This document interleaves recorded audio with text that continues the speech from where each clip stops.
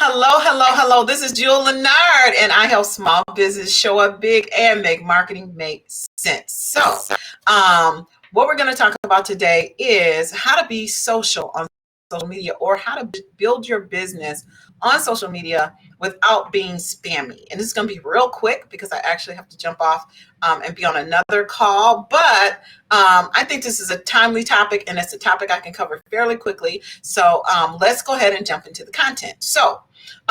One of the things I think that a lot of business owners and entrepreneurs and small business owners miss is that social media is social. So all of the principles that we learn to be social, just how you would show up in a networking event, it's kind of the same way on social media. So for example, you would not go to a networking event and just walk up to somebody and say, hey, do you want to buy my stuff? Hi, would you like to buy my stuff? Hey, I'm selling this stuff. It's going to help you. Would you want to buy my stuff? No, of course not, right? You would want to build a relationship. You would want to find out, at least before you want to find out a little bit about what they do, and you want to, see if there's a problem that you can help them solve. You'd have a conversation, and then you would potentially have some business that come out of that.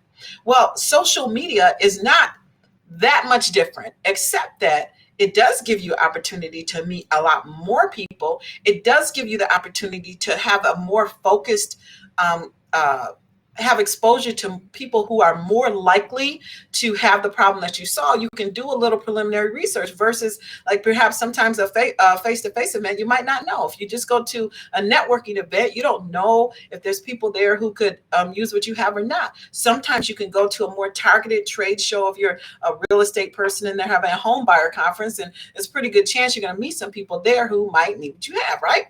But so once you're on social media though, and once you've kind of you're kind of out here, you don't have that much time, you're a business owner, and here's the stupid simple answer. And you're going to be like mad when you find out how simple this is.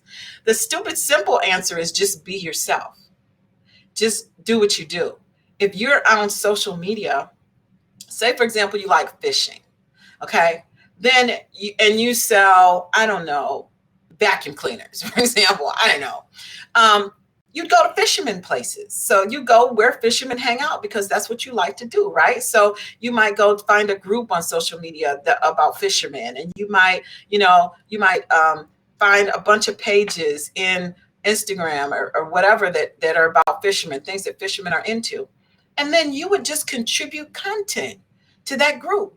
You just become a friendly member of the group. So when someone has a question, you answer it. When someone has, is asking for advice, you give your experience. You show up in that group as in your area of expertise. You're a fisherman, right? That's one way to do it. And as you get to know those people, when there's something that comes up about, oh my gosh, my wife is always complaining when I bring in, these dead fish, or my husband hates when I scale because it gets stuff all over the carpet, and you're, a vacuum cleaner salesman, you could be like, hey, you know what? I don't know if this is a fit for you or not, but I actually happen to have a business where I sell, floor cleaning solutions like vacuum cleaners, and one would be perfect for the kitchen, blah, blah, blah, right? And the problem is, the challenge with that is it's a really slow process, right? So you could step it up a notch and you could say, oh, I'm going to step a little bit out of my comfort zone. So that's like comfort zone 0. Like you're comfortable with it. It's stuff you like. So you're going to do it. And you'll meet people that you have a lot in common with just by the fact that you like to fish and they like to fish, right? That's a really nice, comfortable place to jump in. Now you may be a little bit more courageous. So you may say, you know what? I sell vacuum cleaners. So I'm going to jump into a group that is about housekeeping. Or I'm going to jump into a group that is new moms. Now, this would be difficult to do if you're a dude, but it's possible. Anything's possible. And not to, so you could jump into a group and same principle, but now your expertise is around things that you do. So if you jumped into a group with new moms and someone had a question, and someone was talking about how messy their kid is, then you could say, hey, you know what?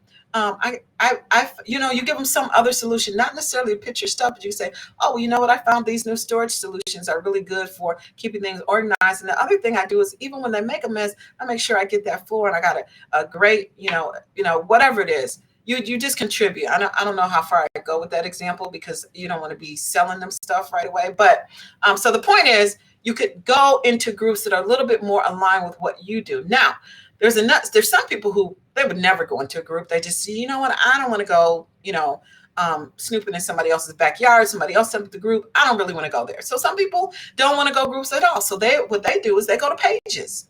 So you can find people that you follow. Maybe it's Gary Vee, maybe it's Tony Robbins, maybe it's Get Crystallized. But you go to pages that have activity around topics that you enjoy, right? Personal development. You probably can have a lot of contribution for that.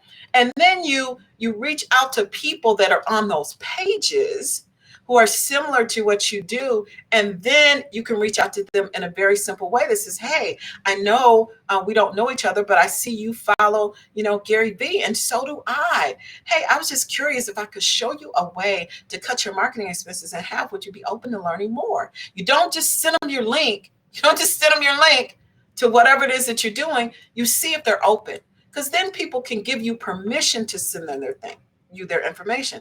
The reason why people are so turned off by business owners on social media in many cases is because instead of, being open about what you're doing, you try to, build a long-term relationship and stuff. And they already know you're just there to sell them stuff. And so it just doesn't feel nice. But if you're forward with people and you just let them know, hey, I know we don't know each other, but we do have this one thing in common. And I was just curious to know if you might be open to this. Because as we learned a couple of days ago, 95% of the people in your category group, they're not even open to buying in the moment. So it's a numbers game, but at least you can be putting yourself out there and building relationships so that when they are ready, they can come to you. So that's what I wanted to share today, just about how to be social on social media for business. So 3 ways that I mentioned is, 1, you can find things that you're already interested in, that you're already probably in groups about, and just become more active and more aware of when people are potentially